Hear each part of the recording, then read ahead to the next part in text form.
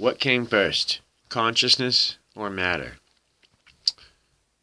Well, I'll tell you, before I got into this flat earth thing, all right, I wouldn't say I was an atheist, but I just had taken in so much of the space information and that I just didn't really believe there was a God or any kind of a creator, yet in the back of my mind, I always thought, how come we all have different fingerprints? How come everybody's DNA is different, almost like everybody's marked, individually? How come if I get sick, I can eat something off of, that grows in the rainforest, whatever, and it'll make me feel better? In the back of my mind, it was always seemed like this place was designed, yet science tells you everything about your senses is wrong. You're not actually standing still. You're not actually sitting still. You're spinning.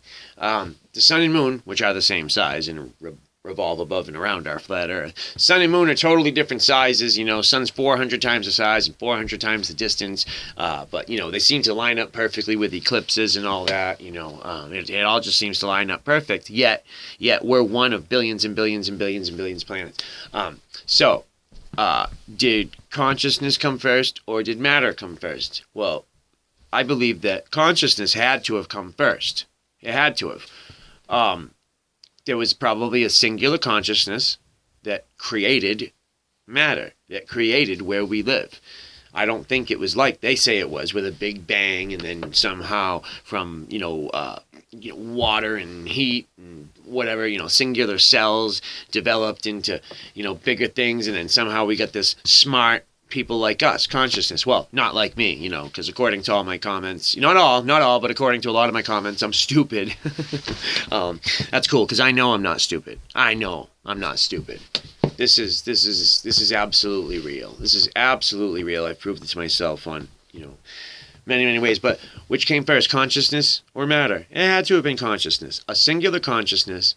It's almost like a video game. It's almost like a terrarium, because I believe we have a dome above our heads. So, if I was a singular consciousness that was all-powerful, I would get bored. And I would create a physical plane of existence where I could put pieces of myself down onto this plane of existence to interact with each other. You got dualistic nature of this world. Up, down, left, right, good, evil, sun, moon, on, off, just in, out, breathe in, breathe out, this whole thing that we have going on here, and we have free will. See, now, when I have a dream and I wake up, all those things in the dream were me. It was just me. And they say, as above, so below. So we must be exactly like this singular consciousness because we all are one. We're part of this thing, So I think that when I die, a part of this consciousness just wakes up and realizes it was just him all along.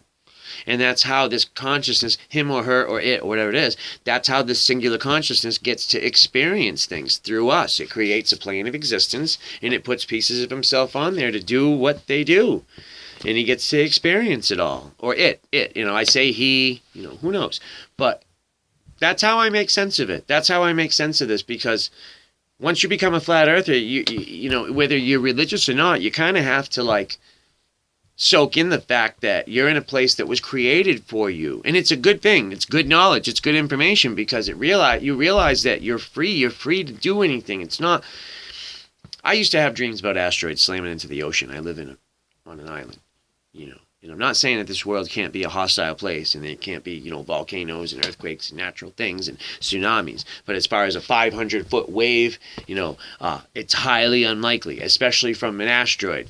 Keep in mind, I don't know about the rest of the world, but I have never seen a shooting star go up from the horizon. Always down, almost like it's little pieces of rock falling from this dome that is made out of what we live in. It's made out of the same material, It's made out of rock and quartz and glass. Anyways, yes, I definitely believe consciousness came first, built this place for us. And it doesn't matter. We're here to live. We're here to experience this life. All the things that were written in the books about good and evil, and you're going to go to hell, and, be a good person. Be a good person. Try to spread the word. Spread the word. Spread the word that you can do anything. We can do anything. We are powerful. And that's why we were suppressed.